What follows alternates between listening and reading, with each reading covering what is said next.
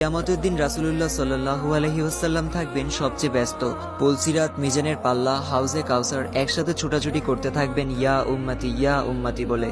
জিব্রাইল আলাইহি ওয়াসাল্লাম ওনাকে তুলবেন কবর থেকে। রাসূলুল্লাহ সাল্লাল্লাহু আলাইহি ওয়াসাল্লাম জিজ্ঞেস করবেন, কি ব্যাপার জিব্রাইল, আমার উম্মত কি উঠেছে? ওইদিকে আবার মুসা কালিমুল্লাহ আলাইহি ওয়াসাল্লাম আরশের খুঁটি ধরে আছেন আর বলছেন, ইয়া নাফসি ইয়া নাফসি।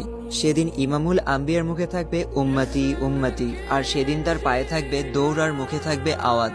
রাসূল সাল্লাল্লাহু আলাইহি ওয়াসাল্লাম খুব অশান্ত ছোটাছুটি করছেন। হঠাৎ ওনার মনে পড়ে, আমার উম্মত ক্লান্ত পিপাসার্ত নয় তো, ছুটে যান হাউজে কাউসারে। হ্যাঁ, এই তো পিপাসার্ত উম্মত। নিজের হাতে হাউজে কাউসার থেকে পানি পান করাবেন আর বলবেন, পান করো, আর কখনো তৃষ্ণার্ত হবে না। হঠাৎ মনে হবে মিজানের সামনে দাঁড়ানো উম্মতের কথা। ছুটে যাবেন সেখানে, দেখবেন উম্মতের বামপাল্লা ভারী হয়ে যাচ্ছে। পেরেশান, তিনি হয়রান। অতঃপর দৌড়ে যাবেন দুরুদের পিটারার সামনে, যেখানে তার জন্য পড়া দুরুদ উম্মতের নাম সহ একটা বক্সের মধ্যে জমা আছে।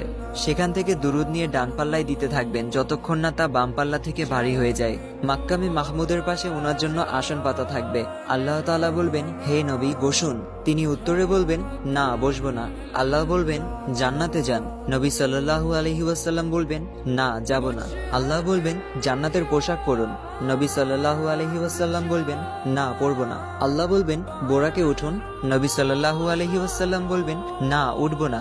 আমি চলে গেলে উম্মতের কি হবে? কিয়ামতের দিন মানুষ তার ভাই থেকে, সন্তান থেকে, পিতামাতা থেকে পালিয়ে বেড়াবে। কিয়ামতের দিন এক রাসূল সাল্লাল্লাহু আলাইহি ওয়াসাল্লাম ছাড়া কেউ কাউকে চিনবে না।